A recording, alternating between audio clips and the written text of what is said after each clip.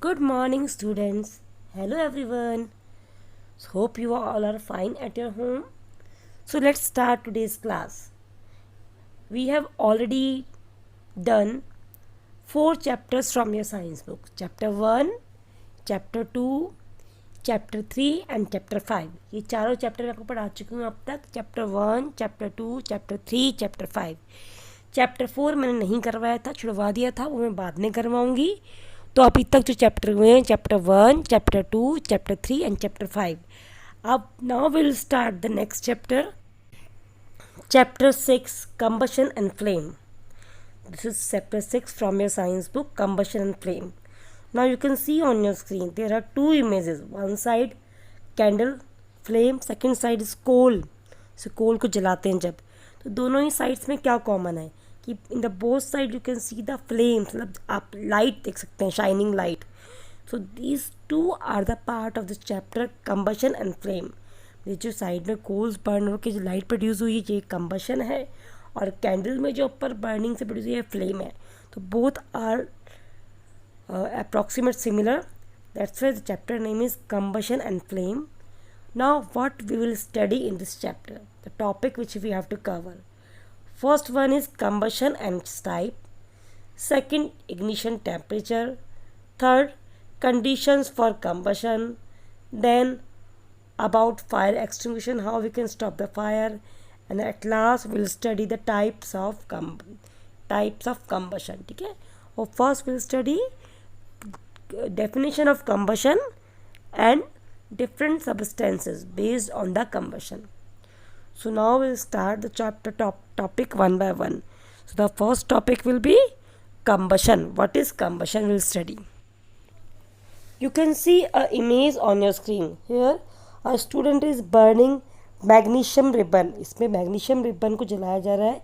Magnesium जो होता है रिबन की फॉर्म में होता है, तो जलाया जा रहा है. देखिए जैसे हम जला रहे हैं तो क्या हो रहा है, यहाँ पे वाइट कलर की लाइट प्रोड्यूस हो रही है.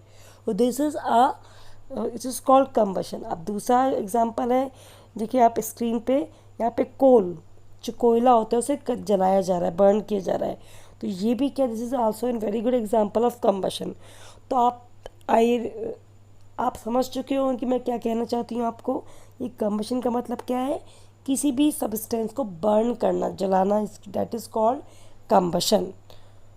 Here it is given the definition. Combustion is a chemical process in which a substance react with oxygen and give off heat and light. जो burning होती है उसको केमिस्ट्री में बोलते हैं रिएक्शन विद ऑक्सीजन. जो बर्निंग होती है वो क्यों होती है, ये जब कोई सब्सटेंस ऑक्सीजन से रिएक्शन करता है then this process is burning. वो बर्निंग का प्रोसेस होता है और हमेशा इस प्रोसेस में हीट और लाइट प्रोड्यूस होती है. Now we can say definition of combustion, burning of any substance is called combustion. बिल्कुल सिंपल डेफिनेशन तो ये है कि किसी भी सब्सटेंस को बर्न करना क्या कहलाता है, कंबशन कहलाया जाता है.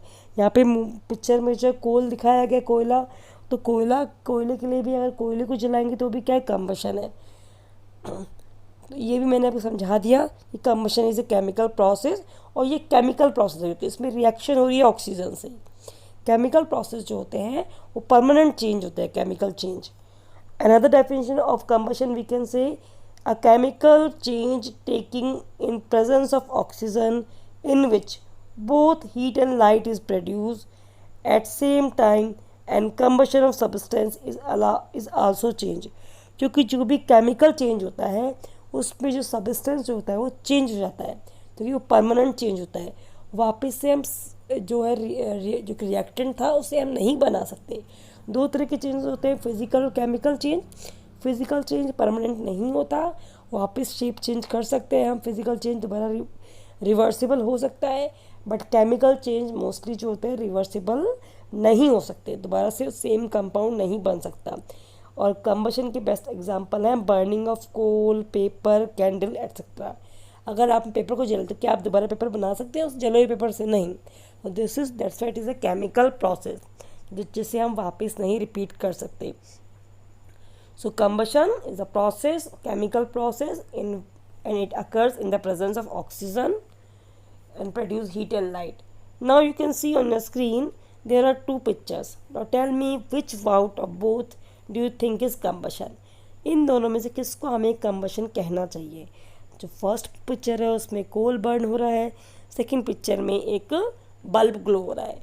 बल्ब ग्लो हो रहा है, वहाँ भी हीट एंड लाइट प्रोड्यूस हो रही है, और कोल बर्न हो रहा है, वहाँ भी हीट एंड लाइट प्रोड्यूस हो रही है। तो दोनों में डिफरेंस क्या है?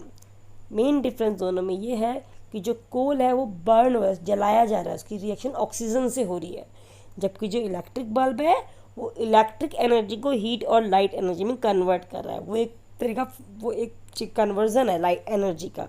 जबकि जो ऊपर वाली picture that is a burning, वो रिएक्शन है, केमिकल रिएक्शन हो रही है उसमें उस कोल की ऑक्सीजन से।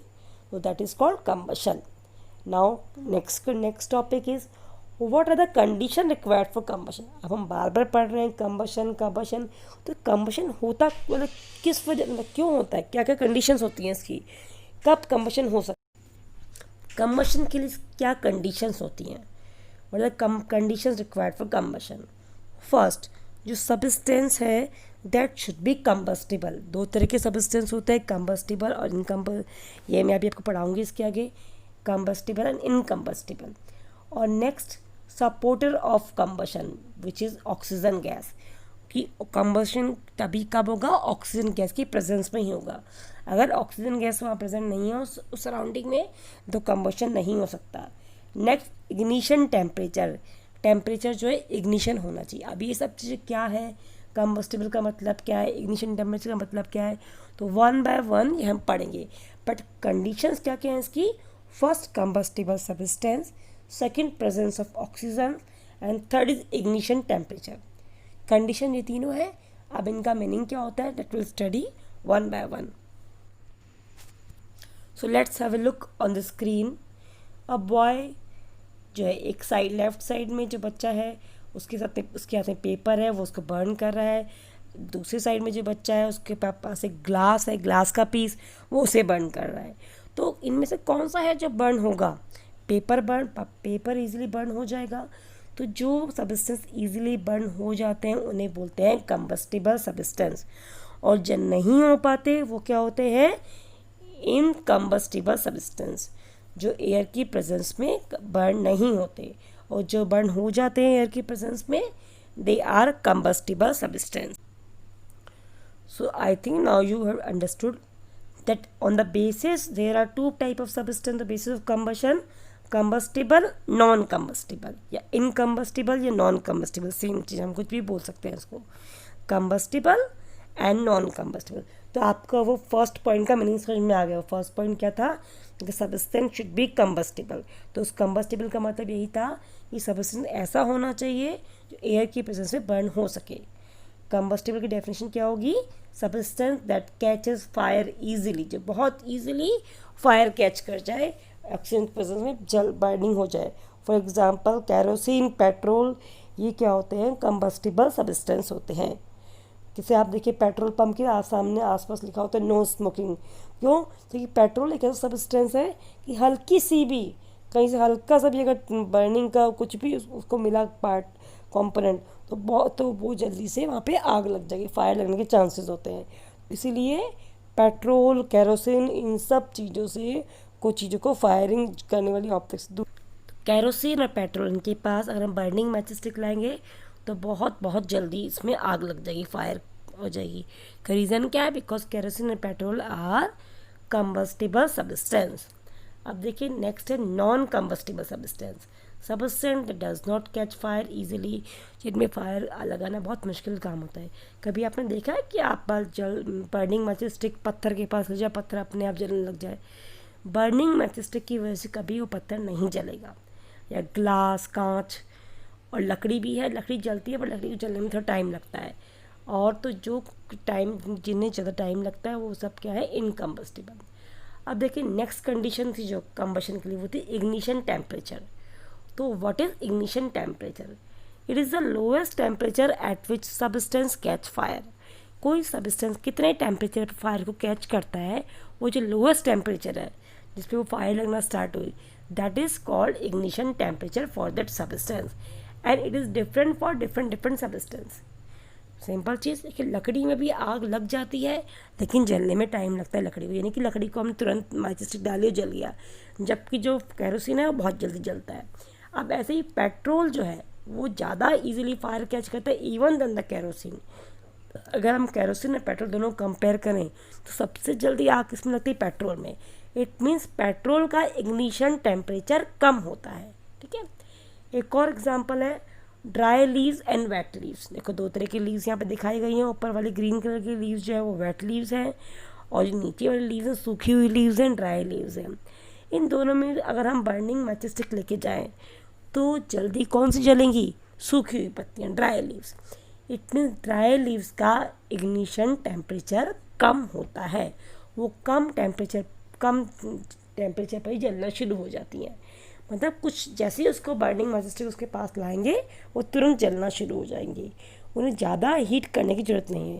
जैसे आपने महसूस किया होगा, अब मैं आपको बहुत एक अच्छा एग्जांपल सिंपल हम जो हमारी लाइफ में जो हम महसूस कर सकते हैं कि अगरबत्ती, जब अगरबत्ती जलाते बहुत जल्दी जल जाती है, बहुत ही जल्दी। लेकिन अगर आपने कभी देखो दिवाली पे जब हम फुलझड़ी जलाते हैं, फुलझड़ी होती है ना, और रोशनी जो होती है उसको जलाने में बहुत देर तक हमें उसको कैंडल के ऊपर रखना पड़ता है। इसका मतलब उन जो फुलझड़ी और वो जो रोशनी जो क्रैकर्स जो है वो उनमें जो केमिकल लगा है उनका इग्निशन टेम्परेचर ज़्यादा है, उन्हें बहुत ज़्यादा हीट करना पड़ेगा तब जाके वो burning start. Combustible substance are also called inflammable. जो कंबस्टेबल होते हैं, जो बर्निंग कर लेते हैं इजीली से, they are also called inflammable, उन्हें इनफ्लेमेबल भी कहते हैं। इनका भी एग्जाम्पल हुआ kerosene, petrol. So inflammable means combustible, same thing. Now let's see the next thing. Supporter of combustion, that is oxygen gas. The third point was combustion can be done only in the presence of oxygen gas. Now you can see by the screen this diagram. So in first picture candle is blowing off because it is and second picture the candle is not blowing off because the glass is covered on candle. जो second picture है उसमें जो है glass को उल्टा करके रख दिया गया है, और फर्स्ट पिक्चर में ग्लास जो है वो ओपन है ऊपर से। ऐसे देखो सेम थिंग कि candle is lighting, candle blow on हो रही है, चल रही है क्योंकि एयर प्रेजेंस है चारों ओर। और अब देखिए हमने ग्लास से कवर कर दिया कैंडल को, तो अब कैंडल जो है जलना बंद हो गई है because now there is no oxygen. Next is the चूल्हास यूज विलेज। जो चूल्हा यूज़ होता है गांव में, उसमें जब लकड़ियों को जलाते हैं ना उनके चूल्हे के नीचे, तो थोड़ा गैप छोड़ते हैं उनके बीच में। क्यों? जिससे कि सप्लाई ऑफ ऑक्सीजन मेंटेन रहे, और क्योंकि ऑक्सीजन जब तक की सप्लाई हमेशा होनी चाहिए, it's shows that oxygen is essential. So all the 3 points we have covered today. First one is that presence of combustible substance. Second is that presence of oxygen, and third is that ignition temperature. So I think this much is enough for today's video. We will study the next topic in our next video, and also I will explain the same topic in my next online class. So have a nice day. Thank you. Bye bye.